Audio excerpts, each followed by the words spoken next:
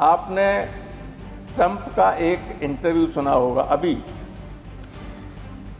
जिसमें किसी पत्रकार ने मोदी जी के बारे में पूछा तो उन्होंने कहा मोदी माय फ्रेंड, और उसी सेंटेंस में उसी सांस में उन्होंने कहा बट आई लव पाकिस्तान। लेकिन इधर से आने वाले भाषणों से कभी कभी ऐसा लगता है कि जैसे इस ऑपरेशन सिंदूर के समर्थन में केवल यही लोग थे, इधर बैठे हुए लोग जो हैं वो उसके खिलाफ। ये संदेश जनता में मत भेजिएगा। आपके बड़े बड़े नेता कहने लगते हैं कि इस सेना को डिमोलाइज करने का काम करते हैं। सेना के मन में संदेह का बीज मत डालिए। केवल संवैधानिक तरीके से गालियां ही नहीं देते विपक्ष को, और सब कुछ आप लोग कह रहे हैं। और ऑपरेशन सिंदूर के लिए भारत की सेना के तीनों अंगों को, उनके शौर्य को प्रणाम करता हूं। श्रीमान, ये सब जानते हैं कि पहलगांव की घटना के बाद सारे राजनीतिक दल और देश की जनता पूरी तरह से भारत सरकार के किसी भी कदम उठाने के लिए समर्थन थी। पूरा समर्थन था, चाहे जो कदम उठाए गवर्नमेंट, उसका इस तरफ बैठे हुए उस तरफ बैठे हुए, और देश की जनता का समर्थन था। चाहती थी जनता की कार्रवाई हो। कार्रवाई हुई, सफलतापूर्वक कार्रवाई हुई। Aim right, achieve big. At KR Mangalam University, we provide you the platform to turn your dreams into reality. At KR Mangalam University. उसके लिए हमारी सेना बधाई की पात्र है, और आपने स्टेप जो लिया, आप भी बधाई के पात्र हैं। लेकिन कल से मैं लोकसभा की कार्रवाई को भी सुना और यहां भी सुन रहा हूं। जब सबका समर्थन था, कोई विरोध में नहीं था, बाहर जो डेलीगेशन गए उसमें भी कोई मेंबर अलग राय का नहीं था। बाहर तो एक राय रहनी भी चाहिए, यहां इधर उधर कुछ कह दें तब भी कोई विरोध में नहीं था। लेकिन इधर से आने वाले भाषणों से कभी कभी ऐसा लगता है कि जैसे इस ऑपरेशन सिंदूर के समर्थन में केवल यही लोग थे, इधर बैठे हुए लोग जो हैं वो उसके खिलाफ। ये संदेश जनता में मत भेजिएगा। और जनता में ही नहीं, दूसरे देशों में भी अगर ये संदेश जाएगा कि संसद में विभाजन है, विभाजन नहीं है, लेकिन आपके भाषणों से तो जा ही रहा है। सेना को सबका समर्थन है, और कभी कभी आपके बड़े बड़े नेता कहने लगते हैं कि इस सेना को डिमोलाइज करने का काम करते हैं। सेना के मन में संदेह का बीज मत डालिए। ये बहुत ही घातक होता है। अगर भारत की सेना, जो बहुत ही दुनिया की सर्वश्रेष्ठ सेनाओं में से एक है, बिल्कुल निष्पक्ष, तटस्थ और देश की सुरक्षा के लिए अपने जीवन को कभी भी न्यौछावर करने के लिए तैयार, नीचे से लेकर ऊपर तक, सिपाही से लेकर जनरल तक, या एयरफोर्स के ऊपर एयर मार्शल या चीफ मार्शल, सब तैयार होते नेवी से लेकर उसमें।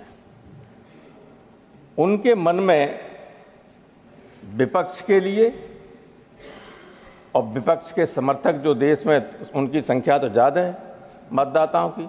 आपके तो 31-32% है देश में समर्थक, 68% और 7% विरोध में ही है। उनके खिलाफ संदेह अगर पैदा होगा, और अगर ये संदेह जैसे पाकिस्तान में बढ़ा था, कभी जनरल अय्यूब ने सत्ता संभाली और सत्ता का चस्का लग गया सेना को, तो अगर बगल में आपका देश है, उससे सबक लेना चाहिए हम सबको। कभी भी सेना के मन में यह भाव नहीं आना चाहिए कि वो भी कभी हिंदुस्तान में सत्ता में शामिल हो सकते हैं। इसलिए आपने देखा पाकिस्तान में कोई भी जनता द्वारा चुना हुआ प्रधानमंत्री चल पाता है, और चलता भी है तो मुनीर को खाना खिलाया जाता है या जो प्रधानमंत्री, उसका तो नाम भी नहीं हम लोग जानते कौन है। शहबाज। ये स्थिति है। इसलिए जब पूरा देश आपके साथ है तो यहां चर्चा इस बात की होना चाहिए कि अमेरिका, पाकिस्तान और चीन की जो बहुत ही खतरनाक एक्सिस है, उसके लिए हम किस तरीके से तैयार रहें। सही बात है। हमारे साथ तो कोई है नहीं, हमारे आसपास भी कोई साथ नहीं। हम अकेले पड़ जाएं तो उस स्थिति में भी हम कैसे मुकाबला कर सकें, इसका यहां न चर्चा करो तो अपनी रणनीति के लिहाज से इसकी तैयारी कैसे हो ये करनी चाहिए। सही बात। वो नहीं हो पा रहा है कहीं। आप लंबी बातें करने से काम नहीं चलेगा। ये युद्ध जब हो रहा था, ऑपरेशन सिंदूर, सारी दुनिया जानती है कि पाकिस्तान यादव जी आपका समय समाप्त हो रहा है। प्रयोग किया, एक मिनट, पाकिस्तान ने जिन हथियारों का प्रयोग किया वो सब चीन के थे, कुछ टर्की के ड्रोन वगैरह थे, लेकिन जो मिसाइल्स थी और जो अत्याधुनिक किस्म की मिसाइल्स थी जिनसे हमारा नुकसान भी हुआ होगा, सब चीन का था। हम जो चिदंबरम साहब ने कहा कि हम पाकिस्तान से नहीं लड़ रहे थे, हम पाकिस्तान और चीन दोनों से लड़ रहे थे। और कहीं आप लोग बोलेंगे चीन का नाम तक नहीं लेंगे। तैयारी मत लीजिए नाम, लेकिन तैयारी तो कीजिए। अगर ये 15 दिन युद्ध चल जाए तो सोचिए कि हमारे पास कितने हथियार हैं, कितनी मिसाइल्स हैं, कितना गोला बारूद है, कितने दिनों तक हम लड़ सकते हैं। जब दुनिया का कोई देश आपका साथ नहीं दे रहा है तो हमें अपने आप समर्थवान बनना होगा, और इसके लिए जो भी आप उचित कदम उठाएंगे सारा देश आपके साथ रहेगा। धन्यवाद। आप ट्रंप साहब ने, आपका समय समाप्त हो चुका है। एक सेकंड कलता था, मैं 2 मिनट एक्स्ट्रा भी दिया, 2 मिनट दिया एक्स्ट्रा। कोई गलत बात तो कही नहीं है। मैं किसी पे आप समाप्त कर लीजिए। मेरा सजेशन भी नहीं सुनना चाहते। मैं ये कह रहा हूं कि विदेश मंत्री यहां नहीं है, विदेश जो हमारी नीति है उस पर आपने ट्रंप का एक इंटरव्यू सुना होगा अभी,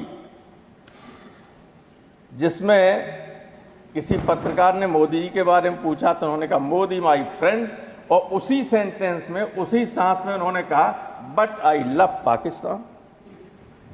सुना तक नहीं सुना था? Modi my friend but I love Pakistan. तो ये जो एक्सेस है पाकिस्तान, चीन और अमेरिका की, ये देश के लिए वास्तविक खतरा है। ये लोग कोई खतरा नहीं जिनके पूरा भाषण इसी पे चल रहा है।